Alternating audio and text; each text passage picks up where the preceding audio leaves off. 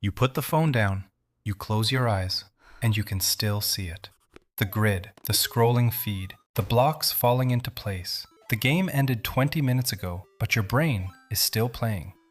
You open your eyes, you look at the ceiling, you blink, you close them again. The shapes are still there, rotating, dropping, locking into rows. You are not imagining this. Your brain is literally replaying the pattern over and over without your permission.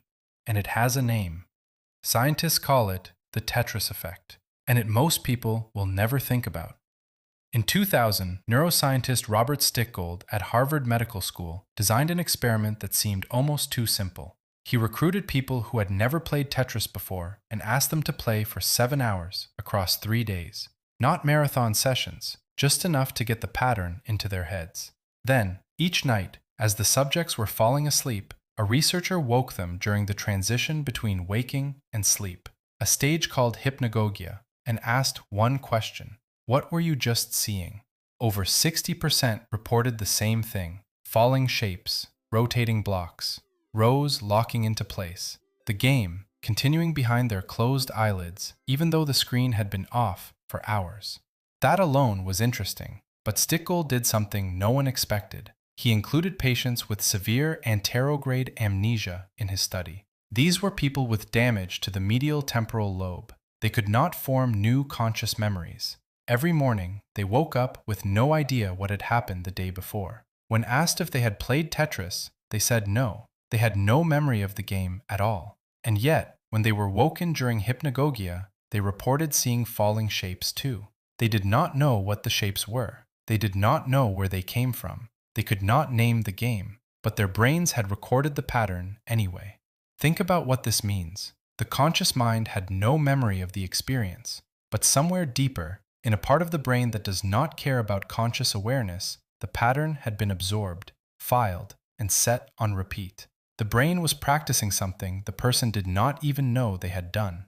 This is the Tetris effect, and you have been experiencing it your entire life.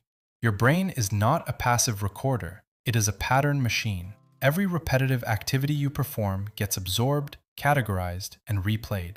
This is how you learn. When you first rode a bicycle, every micro-adjustment of balance required your full conscious attention. Your hands gripped the handlebars, your eyes locked on the ground. Your entire mind was consumed by the task of not falling.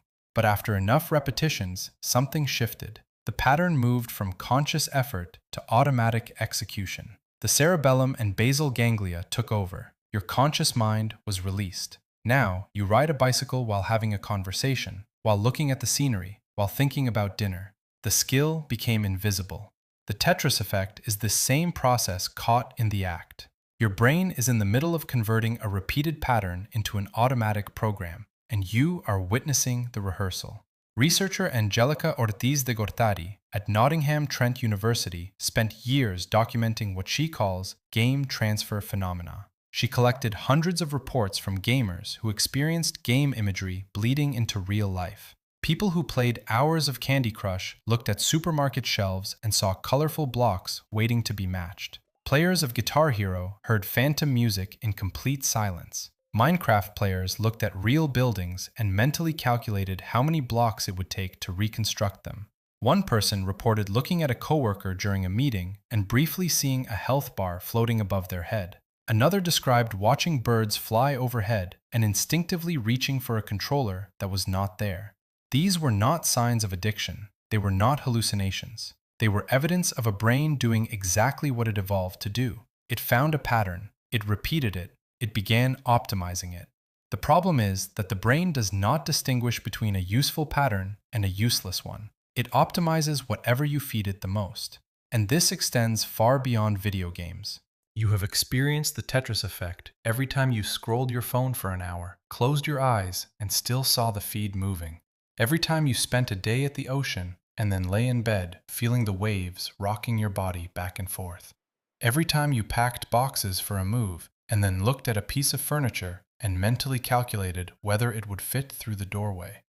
Psychologist Ian McGilchrist at Oxford documented how the brain's 2 hemispheres handle this differently. The left hemisphere locks on to repeated patterns and tries to categorize them. The right hemisphere monitors the broader context. When you flood both hemispheres with the same input for hours, the left side keeps grinding the pattern while the right side loses its ability to interrupt.